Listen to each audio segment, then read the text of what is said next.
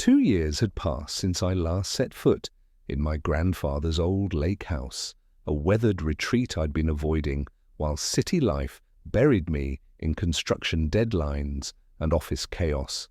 The thought of battling cobwebs in a creaky house 3 hours away always slipped to the bottom of my list until now. My wife, Sarah, had been on my case for months, her tone teetering between playful jabs and no-nonsense ultimatums, so I finally caved. We packed the SUV with snacks, bug spray, and our son Jake's video games, then hit the road for a long overdue escape. As we cruised down the tree-lined path to the lake, a flicker of excitement stirred in my chest. That dusty house sat on 3 acres of prime, water-hugged land, and even after years of neglect, it had grit, like an old boxer, a bit out of shape, but still packing a mean punch. The plan was straightforward: assess the damage, sketch out a renovation that wouldn't drain our savings, and maybe sneak in some fishing. But as we rounded the final bend, my gut twisted.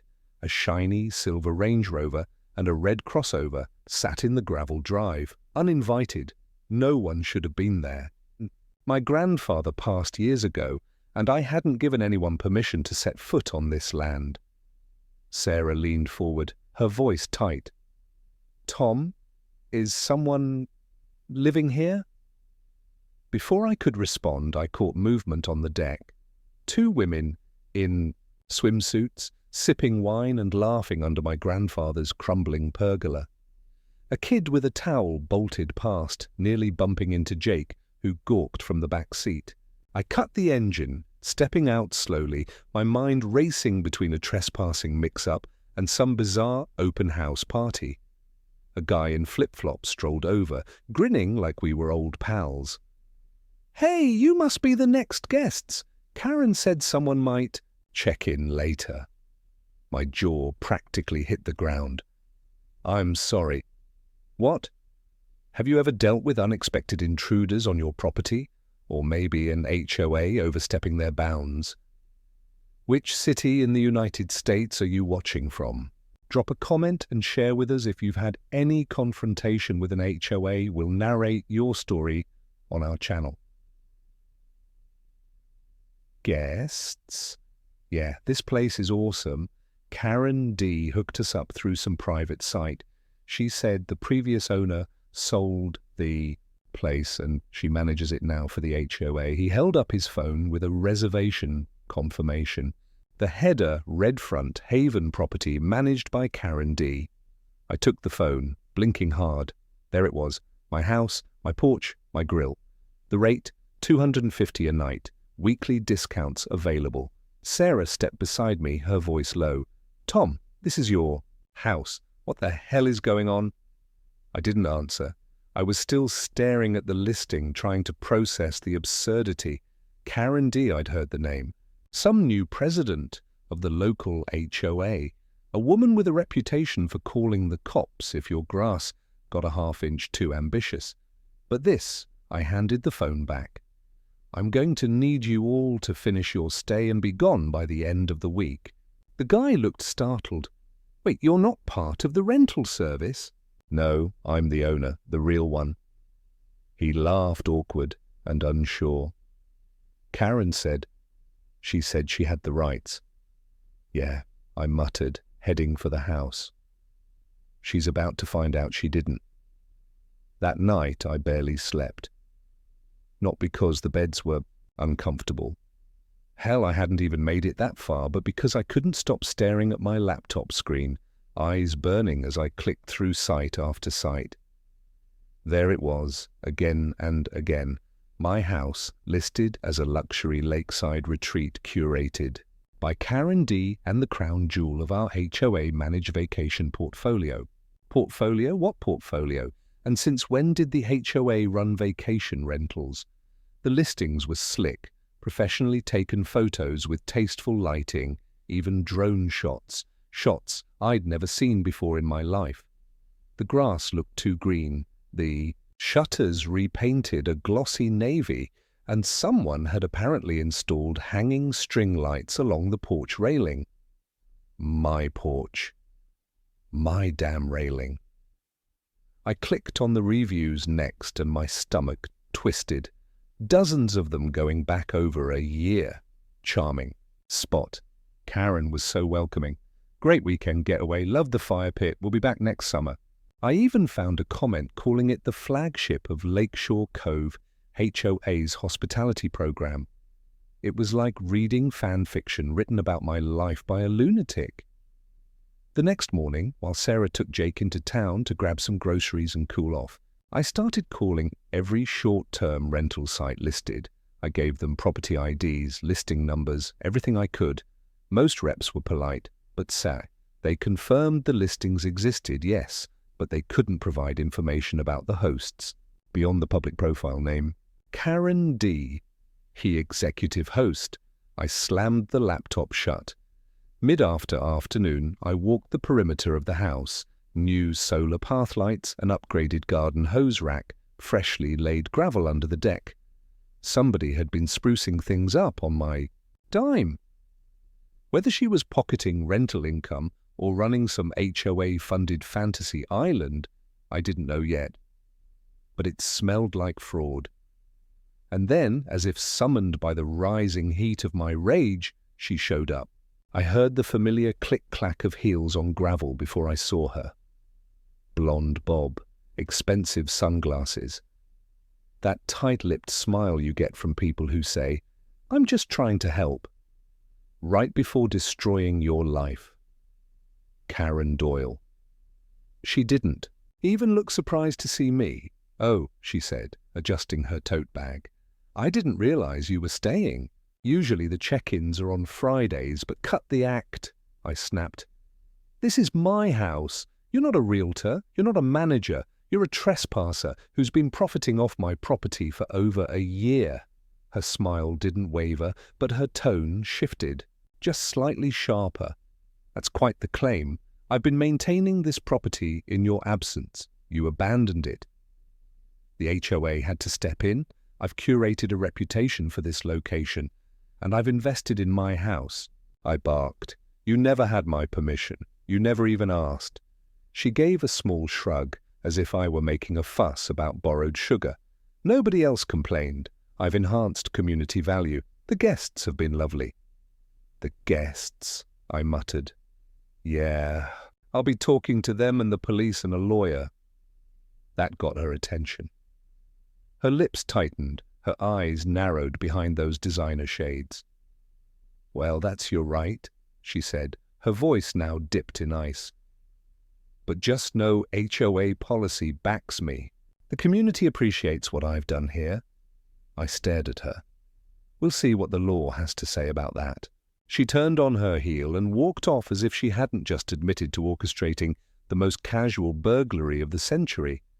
And I stood there breathing hard, the reality setting in. This wasn't just trespassing. It was a scheme, a full-on, resort-style racket.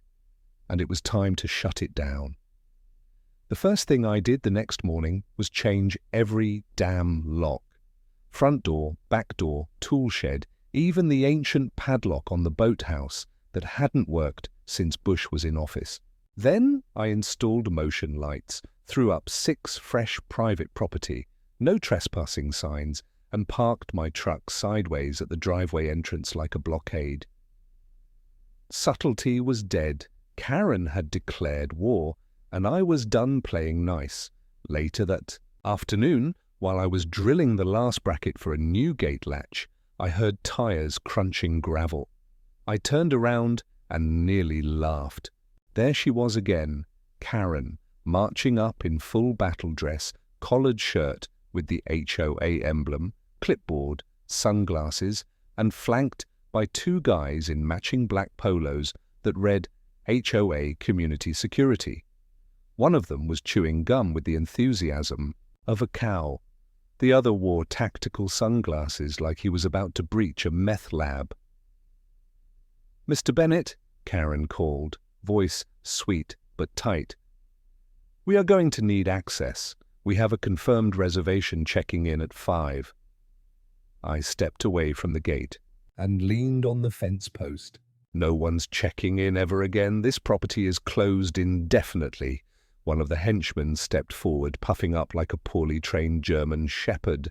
Sir, you're interfering with HOA operations. That's a violation. Violation of what? I said, I'm not in the HOA. This house never was, and you know it. Karen clicked her pen and scribbled something on her clipboard. That's debatable. We've been maintaining the grounds. Guests have been scheduled for weeks. This isn't just about you anymore. It's about community expectations. Expectations don't override ownership, I said flatly. And unless you've got a court order in that clipboard, you're all trespassing. I've got the title deed in the house and cameras running from 4 angles. Try me. Karen narrowed her eyes.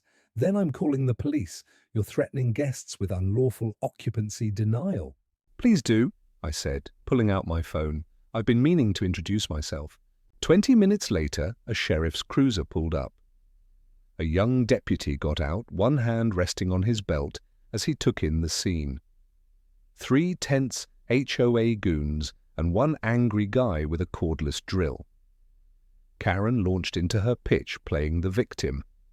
This man is refusing entry to a property that's been publicly rented. He's threatening HOA staff. He's not even listed in our member directory.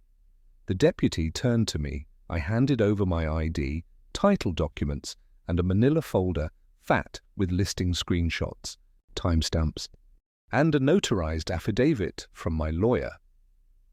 After a few minutes of looking it over, he gave a long, low whistle.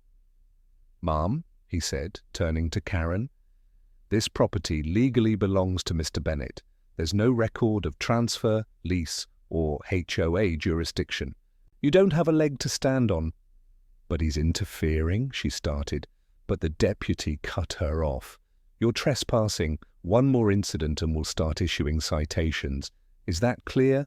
Karen's face twisted, but she nodded. Her goons followed like puppies kicked out of a dog park. As their SUV disappeared down the road, I finally exhaled. One skirmish down, but it wasn't over.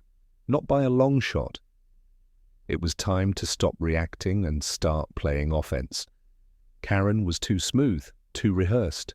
She'd built a narrative and repeated it so many times she probably believed it herself that she was the steward of some noble rental operation. A misunderstood local heroine maintaining value while I, the absentee owner, had abandoned the place like a rusted-out trailer, and people believed her. Hell, she had a glowing 4.9-star rating, so I decided to flip the script. That week I called in a favor from an old friend, Justin Navarro, a former college roommate who'd since gone into corporate law. Clean-cut, quick on his feet, and with the sort of bland white collar look that screamed, I won't question anything if the wine is chilled.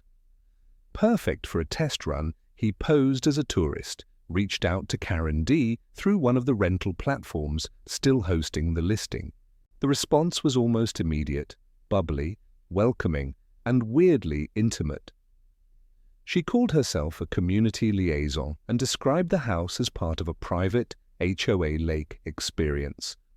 There was no mention of me, no disclaimer, not even a hint that she was acting on behalf of someone else. She sounded like she owned the place.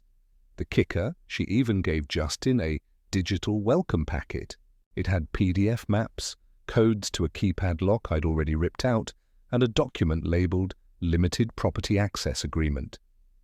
It looked official, fancy formatting, a fake notary stamp, and a forged signature I recognized instantly. Mine. I watched as Justin forwarded the whole packet to me. Every email, every message, we got her in her own words. Still, we needed a smoking gun, something beyond screenshots. So, we went a step further. Justin arrived at the house for check-in on Saturday morning, GoPro strapped discreetly in his shirt button. As planned, he parked down the road and waited. At precisely 11:15, a silver Lexus pulled into the driveway. A middle-aged woman with over-processed hair and a clipboard stepped out. It wasn't Karen herself, but close, her assistant, Cindy Hale, a local real estate agent who moonlighted as Karen's property consultant. She greeted Justin like he was a celebrity. "Welcome, we're so excited to host you. Karen sends her best. She's tied up at the HOA meeting, but asked me to show you around." Justin played his part to perfection. "So, you guys own this place?" "Oh, yes," she chirped. "It's part of the HOA portfolio now. The previous owner signed over access a while back, some kind of legal trust thing. Karen manages it all." Justin casually asked, "So this isn't like someone else's property?" Cindy waved him off. No, all perfectly authorized. You're in good hands." And just like that, we had it on video. Fraud, a fake management claim. A direct lie about ownership. After Cindy left, Justin texted me one sentence. She walked right into it. I almost laughed out loud. This wasn't just a case of someone squatting with charm. It was organized theft, a boutique scam with wine tastings and towel service. And now I had the proof to burn it all down.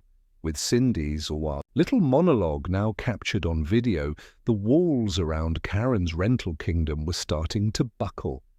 But something still didn't add up. There was too much polish, too many upgrades. I hadn't authorized a single dime to be spent on my property.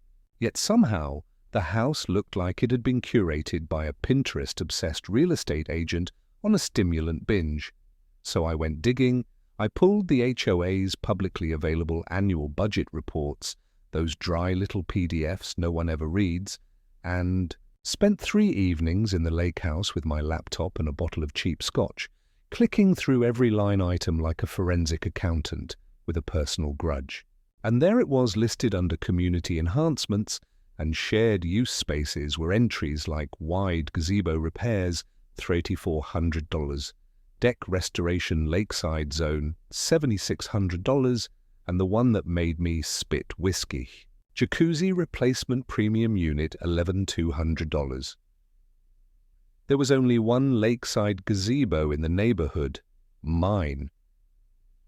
Next morning, I tracked down an old contact, Josh, a landscaping contractor, who used to work under one of my crews back in the city. I gave him the address and asked if he'd ever done work out here. His reply, a photo of the invoice addressed to Lakeshore HOA worksite, listed as my property and signed by none other than Karen Doyle. That was it. She'd been laundering HOA funds to make my house rental ready, probably spinning it as a shared amenity for the neighborhood. In reality, she was boosting her rental income while HOA dues paid for the string lights and lawn treatments. But the real kicker came the day I got a call from Gary Lamb, a guy I'd never met, but who turned out to be the former treasurer of the HOA. He'd heard through the grapevine that someone was finally pushing back on Karen. We met at a diner off Route 41, and over a plate of greasy eggs he spilled everything. "She pushed me out," he said, shaking his head. I raised concerns about the finances, funds being spent on non-HOA parcels, invoices that didn't match the maps.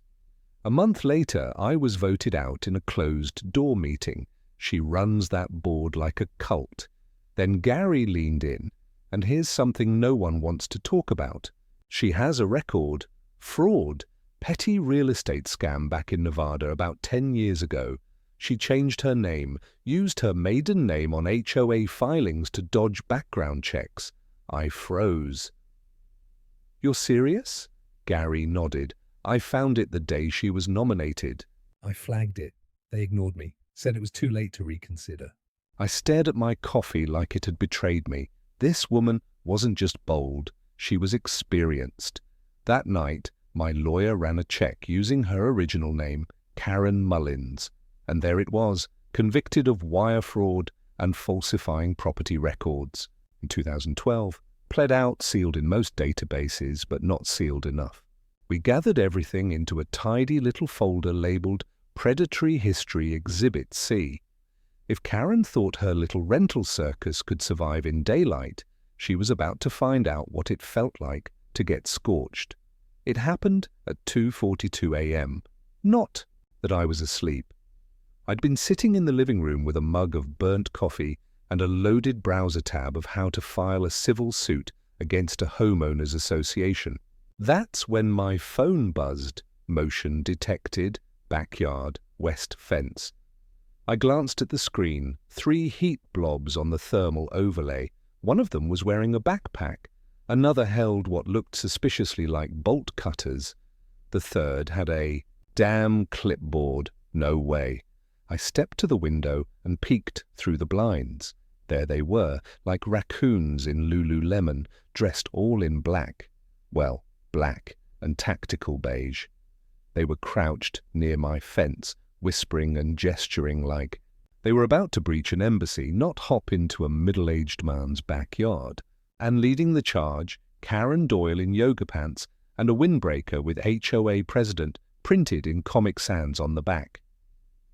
I nearly choked on my coffee. I switched to my phone camera, hit record, and dialed 911. I didn't whisper.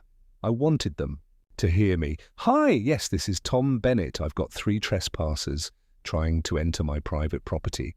One appears to be my local HOA president. They're wearing all black and carrying tools. No, this is not a joke." Outside, the bolt cutters went chanky, and a chain hit the grass. They were through the side gate. Karen held up a flashlight like Gandalf leading a fellowship of morons. Cindy Hale, yep, our dear real estate fairy, was right behind her, gripping a folder like it was the Constitution. The third guy I recognized as Tony, one of her so-called HOA security staff.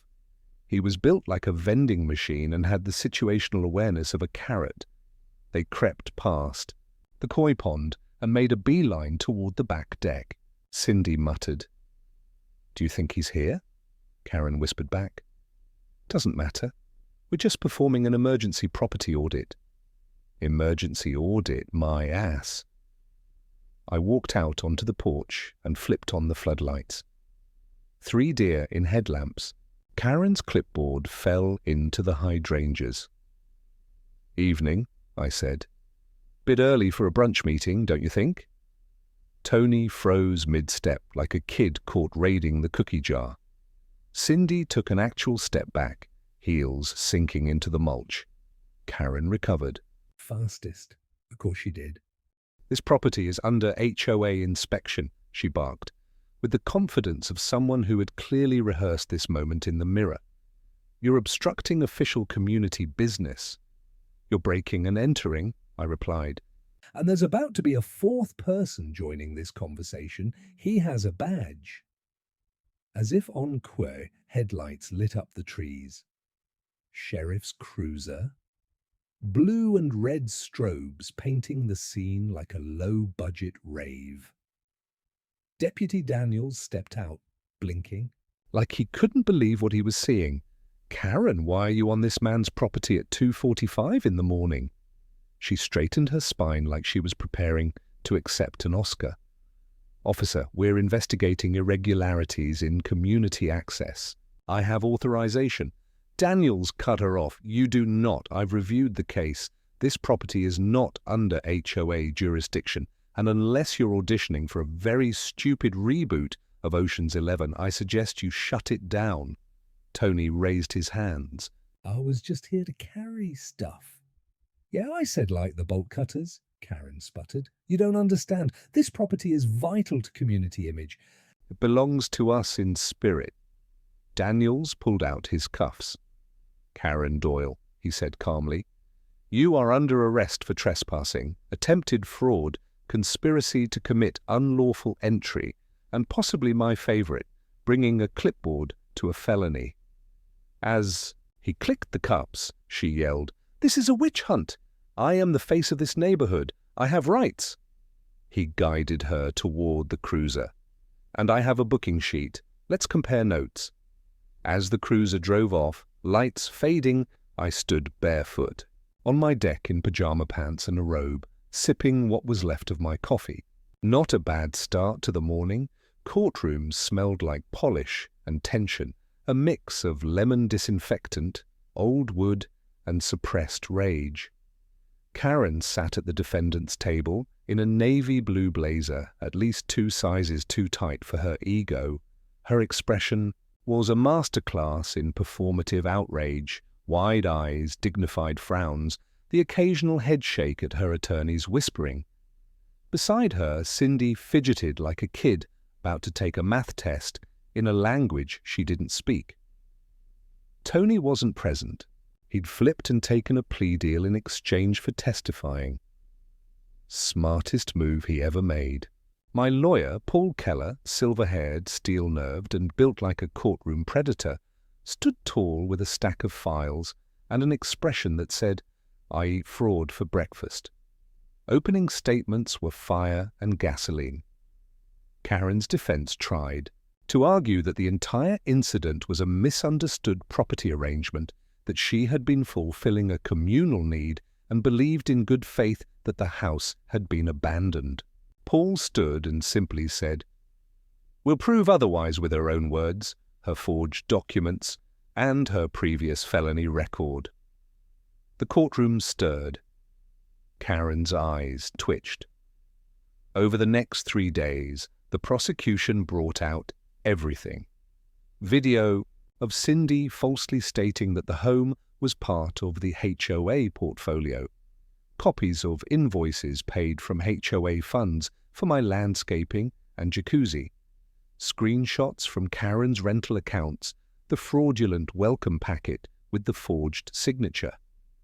And, finally, Paul's pièce de resistance, a prior conviction for wire fraud in Nevada under her maiden name, Karen Mullins. When that detail hit the room, it was like someone dropped a bowling ball in a kiddie pool. Karen's smirk cracked. Her attorney palled. They tried to object. They tried to deflect. But the record was there. She had lied on HOA officer paperwork, lied to rental platforms, lied to the community. The jury took less than 4 hours. Verdict: guilty on all civil counts, criminal charges, trespassing, attempted fraud, falsifying records, illegal short-term rental income, misuse of HOA funds. The sentence: 1 year probation, 500 hours of community service, full restitution to me in the amount of $85,000 plus $27,000 in legal expenses, a permanent bar from holding any HOA-related office anywhere. When the judge asked if I had anything, to say I stood and said, "I just want my house back without tourists, trespassers, or tactical clipboards." Even the court reporter laughed. Karen didn't. Her empire had crumbled into mulch and laminated lies. 3 weeks later, we held a party, a real one this time. No guests checking in via app, just friends, neighbors, family, hot dogs, beer, and the best damn potato salad Sarah had ever made. We called it the Unbooking BBQ. Everyone from the HOA board came, the new board. Turns out Karen's downfall inspired half the community to vote her cronies out and replace them with people who had souls. One elderly neighbor even brought a piñata shaped like a clipboard. It died swiftly and loudly, but the moment everyone remembers happened just before sunset. Jake and I were up on the ladder, tools in hand, mounting the new custom metal sign onto the front gate. When I stepped down, Sarah handed me a cold beer and pointed to the small crowd gathering to read it. The sign read, "Private property, not for rent, not for HOA. If your name is Karen, turn around." Below that, in smaller letters, "Trespassers will be fed to the koi." Seriously, people cheered. Someone played Another One Bites the Dust. Even the sheriff showed up later and asked to take a selfie with the sign. As dusk fell over the lake and laughter drifted through the trees, I leaned back in my chair and looked at the house. My house. No strangers in the hot tub, no forged contracts, no HOA ninjas lurking in the bushes, just peace, family, and the faint glow of a string light. I actually approved. And if Karen ever tried to step foot on my property again, well, the koi were hungry.